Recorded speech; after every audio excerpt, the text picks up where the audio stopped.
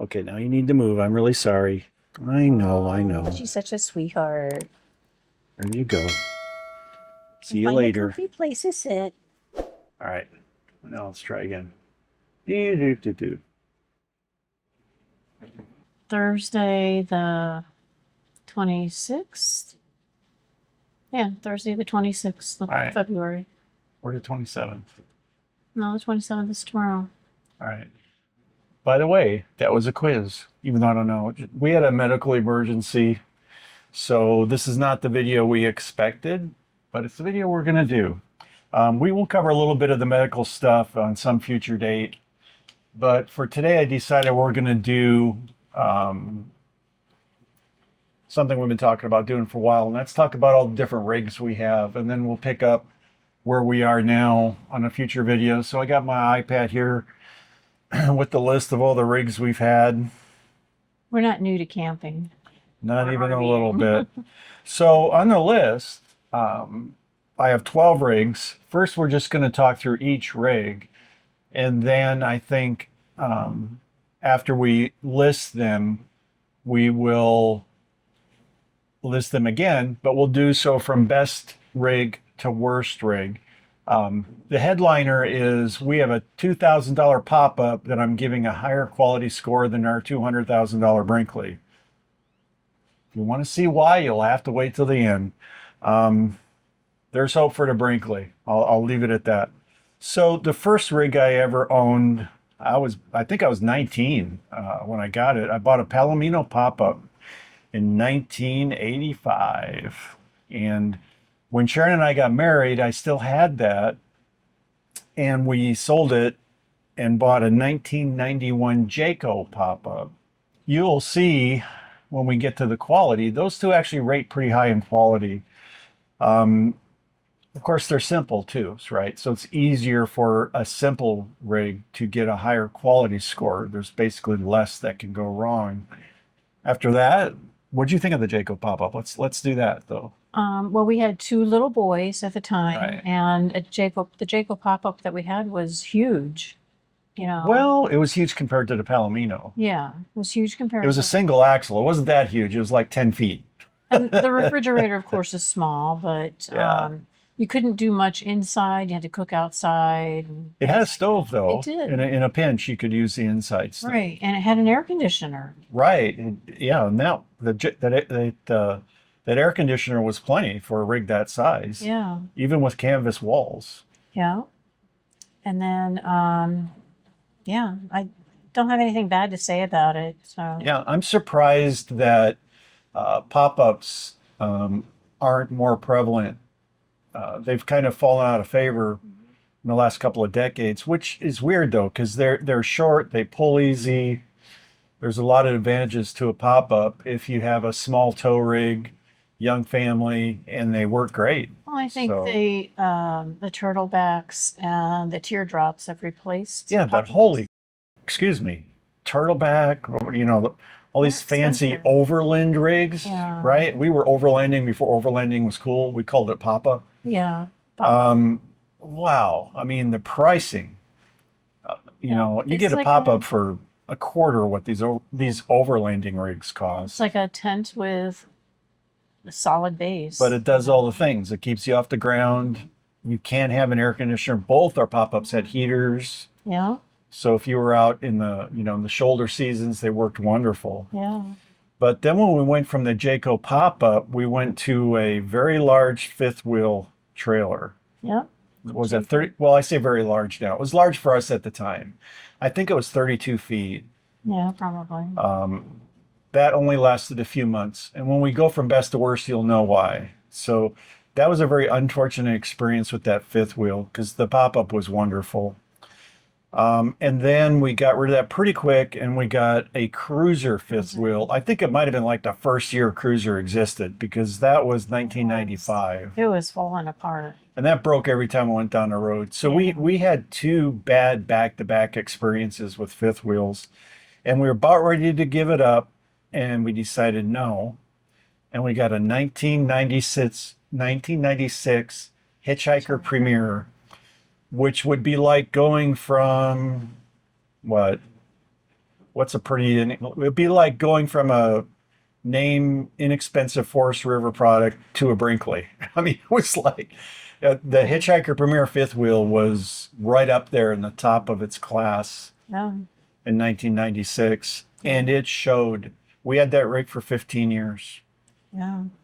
and never once had to have it fixed. We had it that long? Yeah, Really? it took me a while to figure that out. We Wow. did take a break from RVing for a few years in the middle, but we had that rig for 15 Yeah, well, years. the kids had sports and And it school. was 15 years old, and we sold it for two-thirds of what we paid for it. Oh, that's right. Is that, no, that's not Yeah, that. Wow. I can't believe we had it for that long. yeah. And it was amazing. That if we still had it, we'd probably still be pulling it down the road because it was Wow. built that It well. was beautiful too. So, and then after that, we got back into more extensive RVing. We took a couple years off, and during which time we sold the Hitchhiker Premier. Part of that was I was doing automotive competitions. I was building, competitive diesel pickups, and we had a big, huge flatbed. We were going all over the country for a few years. And of course, when you're pulling a 42-foot flatbed, you can't tow a 36-foot fifth wheel. Well, you could try, but it won't work out very well. So that's how that came to be. But so we did that for a few years, and then we said, well, I can't afford this automotive hobby. So we picked the second most expensive hobby there is in the world, and that's RVing. But it's still way cheaper than building racing trucks, I'll tell you that. Yeah. So, and we ended up with a 2015 Jayco Eagle, and that was a great rig too. So Jayco kind of redeemed themselves.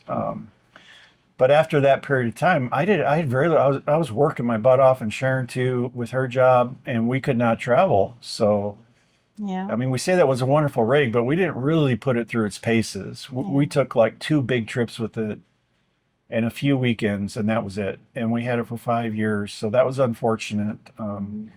That was a good rig, not the rig's fault. And then we decided to go small. Yeah, smaller. We sold our huge house. We sold everything. I mean, we downsized like crazy Yeah. in 2019. It was just before the pandemic. Our timing sucked so bad. 2019, we got a No Boundaries, tiny little travel trailer. I think that's Oh, Forest River gosh. product. You could not shut the bathroom door sitting on the toilet. Yeah, you could not use the bathroom. The toilet was against the door. And the shower was like a closet. It was usable though. I mean, It was usable. that rig would have been passable if the toilet was usable. Yeah. You literally couldn't. You could not sit on the toilet and shut the door. I don't know who the person was, but that. Even skinny people wouldn't it work for. But the problem was we bought that rig kind of remotely, and Yeah. we've done that several times. Then, and that was the only time it burned us bad, Yeah. because we should never have signed that paperwork. There's some stories there that involve some malfeasance by a certain guy's company that his name starts with Lemon. Think about it a minute. Anyway, but that was 2019, and we downsized. By the way, who would build? Oh, I should wait for best to worst.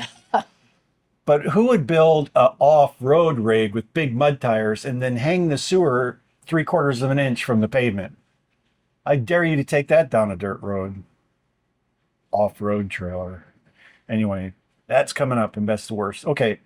And then we're like, well, heck with this. And we bought a Lance truck camper.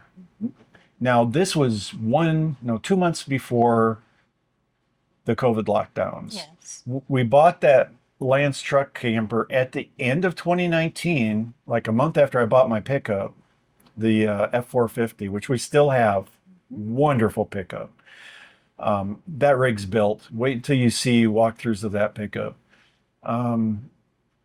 Anyway, so we bought that truck, and we were planning a 2020 big trip to Alaska, Which we never did. which we never did until years later for obvious reasons because of the COVID situation. But so we had that nice big Lance truck camper. We had the big truck. We were ready. We were getting geared out. Of course, we've been RVing for decades, so we were pretty much geared out already, getting even more geared out. and then COVID happened. But in the meantime, we had that Lance truck camper and that big F450. Yeah. What'd you think of the Lance? The Lance was really nice. Yeah, the Lance was a nice truck camper. It It was would have a- been great to take to Alaska, but it had some serious shortcomings. We'll do best to worst on that. And just bad design decisions. But quality wise, it was a good rig. And then since we had the F450, we decided to go back to a fifth wheel. Right. After COVID, it's like, okay, we can't do there's two types of travel. There's adventure travel, there's destination travel. So after COVID, we're like, well, we're going to go more destination travel because we weren't able to do adventure travel because of lockdowns. And we went with a big fifth wheel again. Yeah. And so in 2022, we bought the Grand Design 310 GK. COVID build, it lasted 3 months and we dumped it because it was really bad. It had so many problems. Lots of problems. We'll get into that in best to worst. And went back to a truck camper because we were still had the ultimate plan of we're going to Alaska, right? Yeah. So we thought, okay, this we attempted to basically we were when we got the Grand Design, we were prepping to retire and go full time. Mm-hmm. And thought, okay, let's just go ahead back to a truck camper since that didn't work out. Let's go and go back to a truck camper. And then after our Alaska travels, we will go back to a destination rig or a bigger rig in general. And we bought a Northern Light truck camper.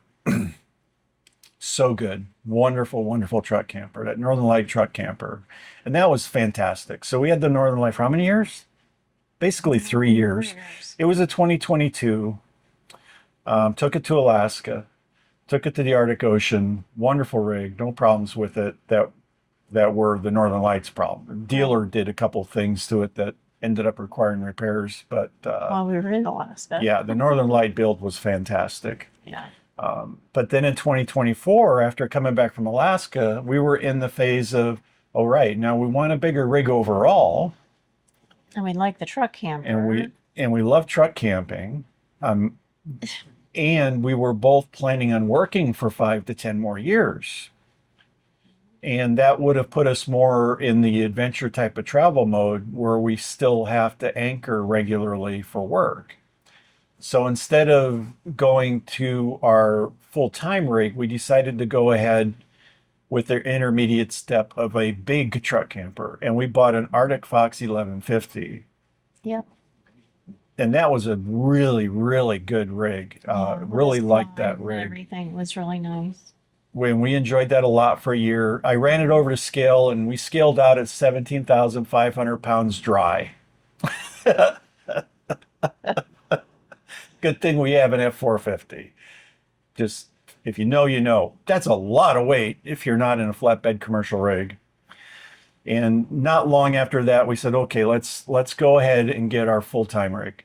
So, Yeah, because we were getting closer to retirement and we really wanted, the kids have been gone for a while now. They have families of their own. we decided no more government rent for a house. No more mortgage. No more mortgage. Let's just go ahead and buy our full-time rig. And when we bought the Brinkley, we were still on the plan of 5 to 10 more years of work Yeah. before we were both retired. I was already working remote. Right. And I was working remote, and the company I was with decided no more remote work, which was a problem for us because Sharon has had some brain trauma, and I don't like leaving her alone all the time. So I ended up in a dispute with work over that. They'd already put notes in my work profile in my permanent personnel records that I was a troublemaker because they didn't like my politics. I don't know why. I only criticized them for damaging the value of the dollar, and that was relevant because I was with the Federal Reserve. But yeah, they basically sabotaged my career, so I ended up going on retirement. That's stories for another day. And so right now we're in this Brinkley, and we love the Brinkley very much. This is the best full-time rig. We went through enough rigs. We know what we wanted, right? And this is perfect for what we wanted. Yep. So we have some challenges with that. You'll see in other YouTube videos, but we'll keep playing it out. Brinkley keeps trying to fix it. Good for them. We'll get there. They haven't given up on us yet. Right. So. Now, but that's the last rig, right? This hopefully is our last rig. If we ever went off the road, we'd probably go back to a truck camper, but we want to be in this rig for a long time. Although we plan to have it paid for before I was forced into retirement. Again, stories for another day. So best to worst, the number one rig we've ever owned was that Hitchhiker Premier. Hitchhiker, yeah. And you could tell we had it the longest, right? Look at how many rigs we went through. We stuck with that one because it was so good. You know, we had 3 kids at that time in the Premier, and it worked for all 3 of the kids. You know, they each had their own place. Of course, our youngest was in a playpen, what they call it. Used to When call we it first playpen. got it, yeah. Yeah, and He was a teenager by the time we got rid of it. yeah, Yeah, yeah, that was a good rig. yeah, and And we worked that thing. I mean, the sorts of things we did with that rig would void your warranty instantly. I mean, we right? took it to South Dakota, the I've hung the Badlands. truck off the pin of that. Never hurt it, not even a little. It was I awesome. got that in an off camber. Basically, the truck was hanging off the pin. Didn't bother it at all. Just crazy. They used to build rigs back then. I bet you that frame, I don't even, that frame was so big. And the rails for the hydraulic slide were the size of frames on modern rigs and so good. So that would run in and out on hydraulics, on gear driven hydraulics, gear riding hydraulics. And it would go in and then you would bolt the slide so it couldn't jiggle out going down the road. Super simple design, but very reliable and very sturdy. That's how you do it. So the Hitchhiker Premier was fantastic. Our second best, this is from best to worst. This number 2 is our Northern Light truck camper. Yeah. And we took that rig to Tuktoyaktuk. That ran the Dalton and the Dempster. It ran, I can never keep them straight. I think Dempster's the one in Northwest Territories, Yep. Yukon. Yeah.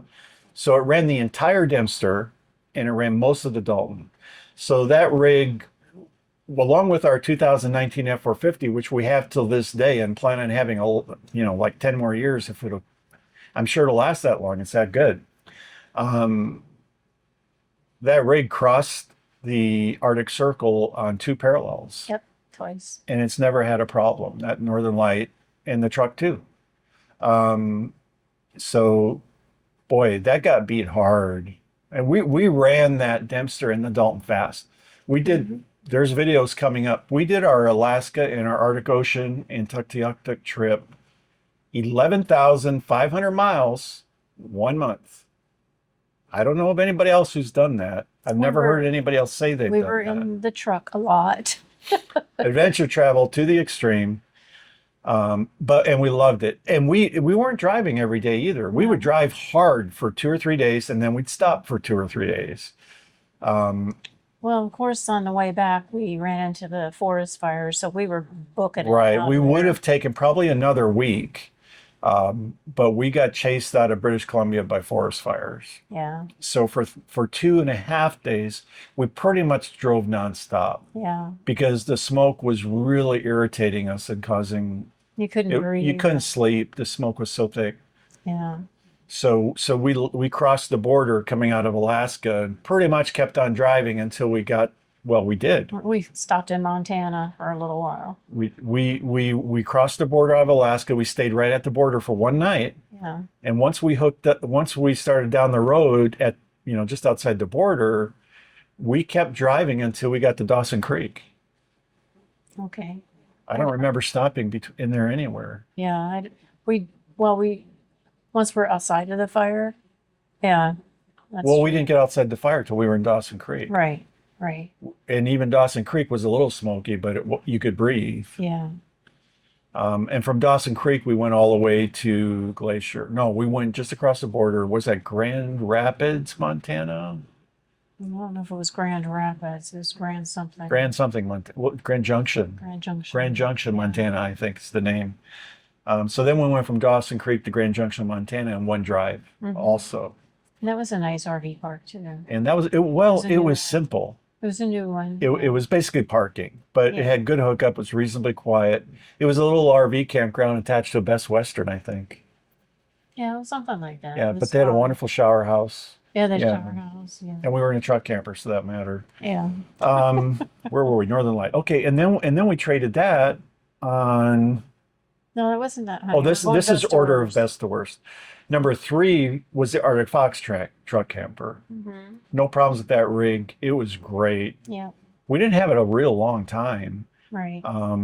but probably we might have kept that longer, except it was so heavy. So heavy. It Yeah. made me a little bit nervous. I thought, why not just get a fifth Well, wheel? because it had the slides, and Yeah. that's what made it heavy. Yeah, and after that, I was like, well, I really wouldn't mind having my truck bed again. We tow our Brinkley with the uh, gooseneck and ball, so we have our full truck bed when we're not hooked up, and we have most of the truck bed even when we are hooked up. Yeah. So I can have my toolbox again. And there's advantages and disadvantages to everything. And since we were pulling the trigger on essentially going full time when we bought the Brinkley, that made sense. So on the best to worst, again, the next one up is Lance. So our 1, 2, 3, and 4 for, in order of best. Number 1, Hitchhiker. Number 2, Northern Light. Number 3, Otter Fox. Number 4, Lance. Lance truck. And that's 3 truck campers and 1 fifth wheel. Yeah. Our truck campers have all been fantastic. Mhm. The Lance was fantastic. It was just really awkward to use because you had to use a remote to open one of the slides. And the remotes were sketchy. They did not Bluetooth very well. So it was just a real pain. So whenever you pull off to use the restroom or make coffee or whatever, you were always wrestling with getting the slide out because one of the slides worked from a button, which made no sense because the slide that worked from a button by the back door was the one you didn't have to have open to get in. Right. It's like they did things backwards. Yeah. And the one that you had to use the remote for was the one you had to have open to get in the door, I think and it was sketchy. which is why we went to the Northern Light. You didn't have to use. So we said, the heck with it, and we There's bought the Northern slides. Light, They had no slides at all. which was great because the Northern Light was fantastic for Yeah, taking to it a was lap. so solid. Yeah. So the Lance was good quality, just bad design. Yeah. And then in the quality ranking, we're then on our Jayco pop-up for number 5. Mhm. We both our pop-ups, so we put through their paces. I mean, by today's standards, they would have been told, right? Because we ran them hard. They were like, the memes or comedic sketches. You'll see somebody trying to stuff a suitcase and jumping up and down on it to close it. That was our pop-ups. That was All our right. pop-ups. Those rigs were so ridiculously overloaded, riding on a single axle, but they were bulletproof. Yeah. The quality in those builds was good. And then number 6 from best to worst was our Jayco Eagle fifth wheel. Mhm. We ran that pretty hard too. I mean, it was a newer rig compared to some of these others we've talked about. What was our Jayco Eagle? I think that was a 2015. Yeah.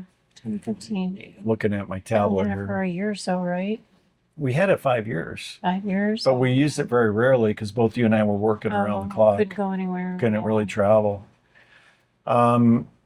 Then number 7 from best to worst was our Palomino. And the only reason it's number 7, it was such a simple rig, right? There's not a lot to score it on. It was a wonderfully built rig, and we never had trouble with it. Number 8 from best to worst is the rig we're sitting in right now, and that's our Brinkley. So there's a $2,000 pop-up. I'm giving a higher quality score than our $200,000 Brinkley. But don't get us wrong, we really love the Brinkley.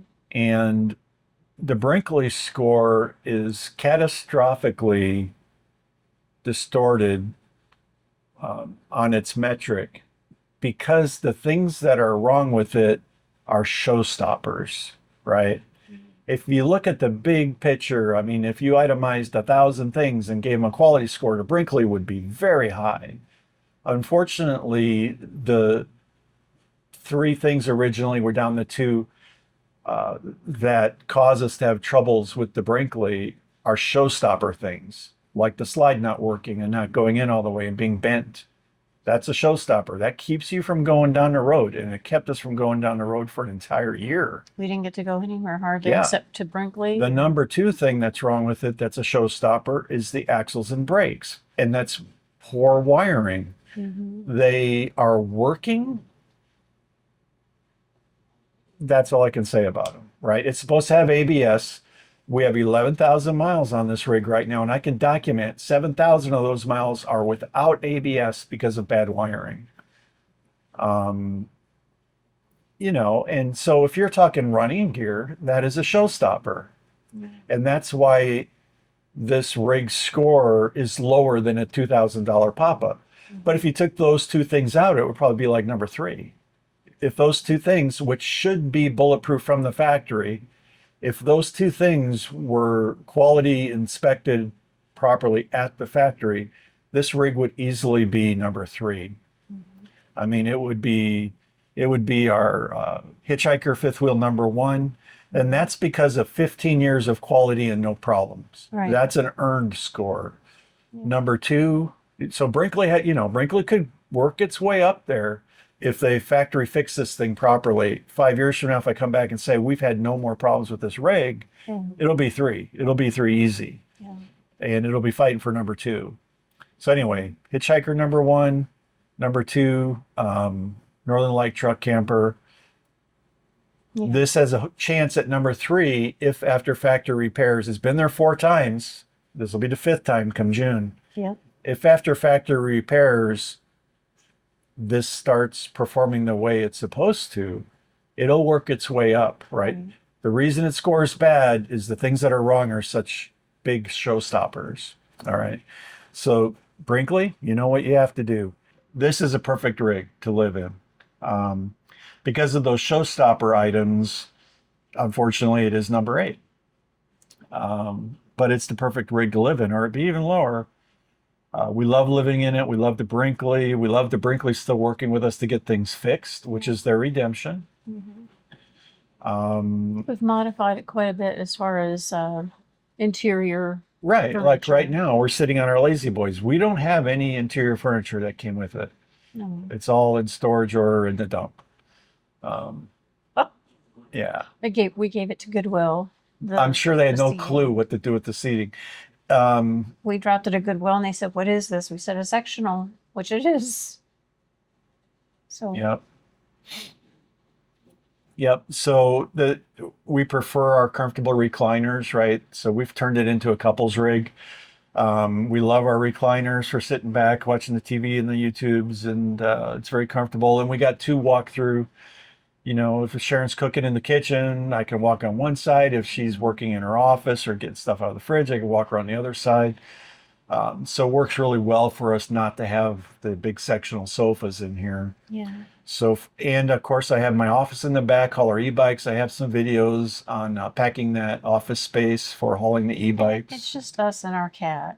Right. So we've turned this into a perfect couples rig with all the benefits of a toy hauler. So we love our baby G. So number 9, we were on Grand Design 310 GK in terms of, from 1 to 12, the Grand Design 310 GK is number 9. And that was catastrophe after catastrophe. I mean, they drilled holes in the exterior wall and did not patch them. The hydraulics didn't work right. The batteries didn't work right. The refrigerator didn't work on day 1. Fridge didn't. I mean, there was honestly, did anything work right? No, that's why Trims were falling we only down. had it a month, right? We had 3 months. 3 months. Okay. It was during COVID. It was a COVID build. But just for the record, I've been watching Grand Design. I've been watching their rigs, talking to people. I think they've got their act together since then. I think they're. I mean, they're starting to compete. If I was looking at rigs, I would look at a Brinkley and a Grand Design side by side. Right. So, but for that year, it was garbage. 2020 was bad for a lot of And people. it was COVID times. So when we knew we had trouble, we immediately went to sell it. And we got exactly what we paid for it. And I wasn't going to wait to see if it could get fixed. The smart thing to do was to let the dealer sort it out. So we gave it back to the dealer and got a different rig. Now, Cruiser fifth wheel was number 10 because every time it went down the road, it broke. I mean, literally, it was falling It apart. was I, cheap. I think Cruisers stepped up their game, right? This is way back in the day, 1990s, It was like a $30,000 or $40,000 fifth wheel. and it was It oh, was junk. it was so bad. The No Boundaries travel trailer. I mean, It would have been okay if the it had off-road tires, right? We had a small, I'll call it an S10, but it was actually a Colorado ZR2. I don't I know. don't think the smaller pickup. It was the ZR. Uh, that was such a cool little pickup. And we were telling this little Nobo, great setup for what we wanted to use it for. There were staples in the drawers. We had to But keep every time it fixing went down the road, it drawers. broke. Yeah. And it had the big off-road tires on it. But the sewer was like 3/4 of an inch from the ground. Mhm. So if you took it down a dirt road, you'd rip that sewer right off. Why just have off-road tires, but the sewer hanging so low, you'd rip it right off? Yeah. But the real can't deal with it problem was you could not use the bathroom. Yeah. If you sat down on the toilet, your legs stuck out. You could not shut the door. It had good storage in the It bathroom. was reasonable for its size. And the shower was decent. Oh, that's what sold us on it, right?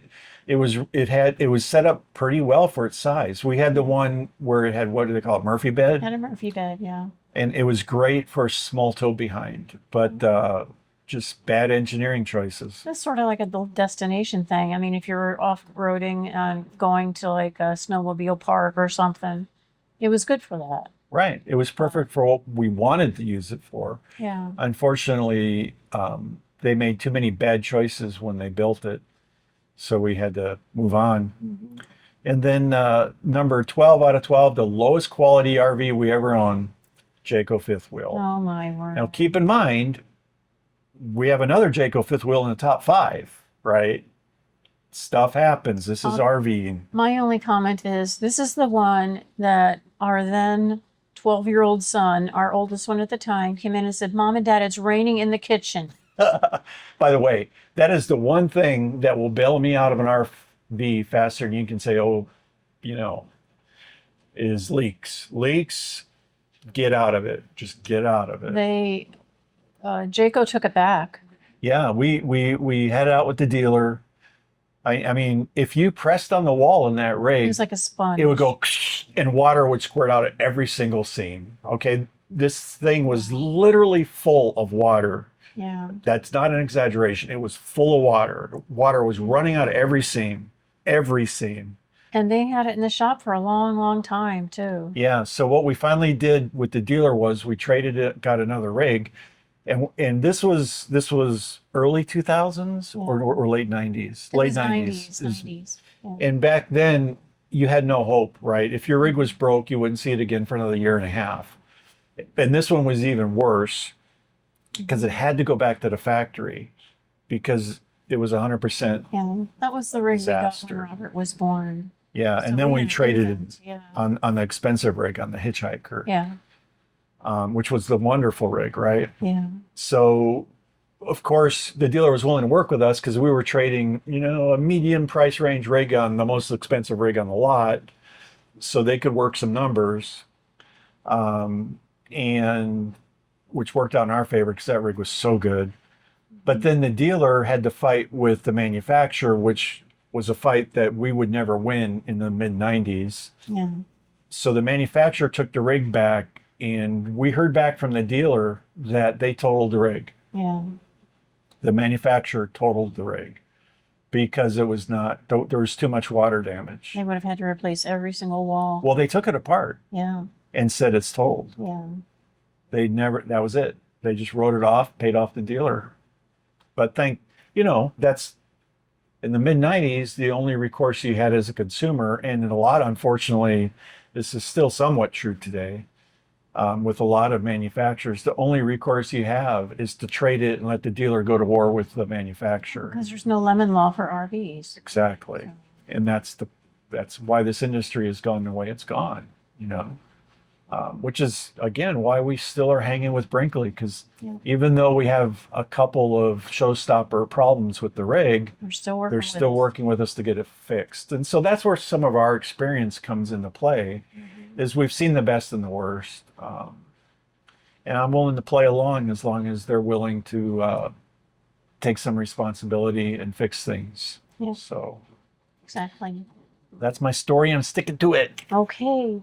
That's it for today. Not necessarily the video we were planning, but it's one we were planning to do eventually. So here you go. That's our all 12 rigs we've owned from best to worst. So we're not newbies at this. Nope, we've been doing this over 4 decades. So Yeah. we got stories to tell, and we'll share them from time to time. And that's, I don't think our story is atypical. This is No. just how it is in the Everybody RV industry. has one or two bad ones, maybe worse like ours. Yeah, I kind of think, probably 1 out of every 4 is a lemon. Just because, even with the Brinkley, right, these things should have been caught with quality control and quality inspections. So just the nature of the RV industry, I think probably 1 out of every 4 is a lemon. So that's been our experience. Yep. And we have 4 decades of experience, which is, I think, more than anybody else who does these videos. We always laugh at the 20 or even 30 somethings. They're like, we've been doing this for 6 months. Now we're the experts. Those people are pretty hilarious. Anyway, I hope you enjoyed the video. Later, this is Mark and Sharon Life. Like and subscribe.